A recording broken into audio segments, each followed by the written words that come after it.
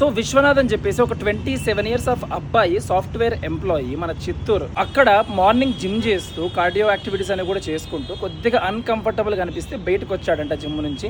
Vomiting చేసుకుంటూనే కింద పడిపోయాడు. తీసుకుపోయి హాస్పిటల్ అడ్మిట్ చేసిండే. డాక్టర్స్ వచ్చేసి చనిపోయారు, హార్ట్ అటాక్ అని చెప్పేసి చెప్పారన్న. ఫస్ట్ నాకు one of my followers send చేసిన తర్వాత చూసిన తర్వాత ఫస్ట్ బాధ అనిపించింది. సెకండ్ దాని గురించి రీసెర్చ్ చేసిన తర్వాత ఇంకా అన్నిటికంటే బాధ అనిపించింది ఏంటంటే, మార్నింగ్ ఒక న్యూస్ చెక్ చేస్తూ ఉంటే యూట్యూబ్ లో అదే న్యూస్ ఛానల్ వాళ్ళు కింద డిస్క్రిప్షన్ లో నీట్ గా హార్ట్ అటాక్ అని మెన్షన్ చేసినారు. అక్కడ లైవ్ రిపోర్టర్ ఎవరైతే ఉన్నారో అతను నుండి కార్డియాక్ అరెస్ట్ జరిగింది అని చెప్తున్నాడు. కనీసం కార్డియాక్ అరెస్ట్ కి ఒక హార్ట్ అటాక్ కి ఉన్న డిఫరెన్స్ కూడా మనం కరెక్ట్ గా తెలుసుకోకుండా, అంటే heart attack and cardiac arrest అనేవి రెండు సేమ్ అసలుకే కాదు. హార్ట్ అటాక్ అంటే మన హార్ట్ కి రావాల్సిన బ్లడ్ ఫ్లో ఏదైతే బ్లాకేజ్ అవుతుందో దాని వల్ల వచ్చేది హార్ట్ అటాక్. కార్డియాక్ అరెస్ట్ అంటే ఒక సడన్ ఎలక్ట్రికల్ డిస్టర్బెన్స్ గానీ లేకపోతే ఎలక్ట్రికల్ మాల్ ఫంక్షనింగ్ గానీ మన కార్డియోవాస్కులర్ యాక్టివిటీ అంటే మన హార్ట్ లో జరుగుతుందో దాన్ని కార్డియాక్ అరెస్ట్ అంటారు. ఒక్కొక్కసారి హార్ట్ అటాక్ వల్ల కూడా కార్డియాక్ అరెస్ట్ వస్తాయి. కానీ మోస్ట్ ఆఫ్ ది కేసెస్ లో ఈ వర్కౌట్, ఈ జిమ్, ఏదైనా అథ్లెటిక్ యాక్టివిటీస్ కి సంబంధించిన దాంట్లో హార్ట్ అటాక్ వస్తున్నాయి అంటే అది జస్ట్ ఒక 1 వర్కౌట్ సెషన్ వల్ల రాదు. దాని వెనకాల చాలా హెల్త్ కండిషన్స్ అనేటివి హార్ట్ కి సంబంధించి లింక్ అయి ఉంటేనే ఇవి జరుగుతాయి. సో సెకండ్ రీజన్ ఏంటిదంటే the real reasons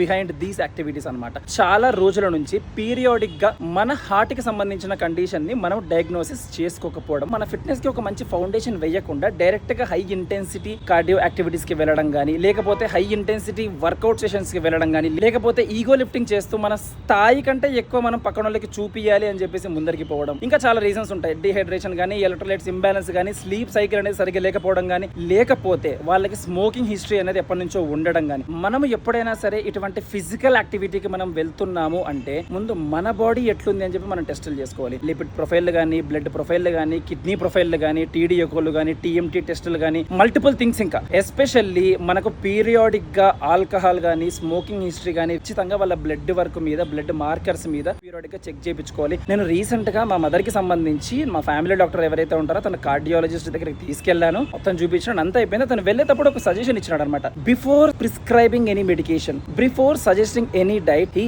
asked my mom to do some physical activity either at home or at gym అనమాట. అంటే ఒక కార్డియాలజిస్ట్ కి తెలియదా అసలు ఫిజికల్ యాక్టివిటీ అనేది చేస్తే ఇట్లాంటివన్నీ జరుగుతాయని చెప్పి? Even though my mom already has a cardiac history అయినా కూడా ఎందుకు ఫిజికల్ యాక్టివిటీ చేయమంటున్నాడు అంటే, నిజంగానే ఫిజికల్ యాక్టివిటీ చేస్తే ఏ మోతాదులో చేయాలి, ఎంత మోతాదులో చేయాలి, ఏవి చేయాలి, ఏ స్టేజ్ లో చేస్తే వాళ్ళు హెల్తీగా ఉంటారని డాక్టర్లకు తెలుసు. వాళ్ళే సజెస్ట్ చేస్తారు. ఇంకా ఇప్పుడు ఒక అబ్బాయి స్మోక్ షాప్ దగ్గరికి పోయి సిగరెట్ తాగుతూ పక్కనకు వచ్చిన తర్వాత కింద పడి చచ్చిపోతే ఎవరు స్మోక్ షాప్ ఓనర్ దగ్గరికి పోయి అంత గొడవ పడరు. అదే ఒకరు ఇట్లా జిమ్ లో వర్కౌట్ చేస్తూ బయటకు వచ్చి చచ్చిపోతే మనమందరం పోయి చాలా మంది జిమ్ ఓనర్ కాలర్ పట్టుకుంటాం. సో ఫైనల్లీ నేను చెప్పేది ఏంటంటే, మనం ఒక యాక్టివిటీ చేసే ముందు మనని మనం టెస్ట్ చేసుకోవాలి. అండ్ ఆల్సో అతనికి రెస్ట్ ఇన్ పీస్.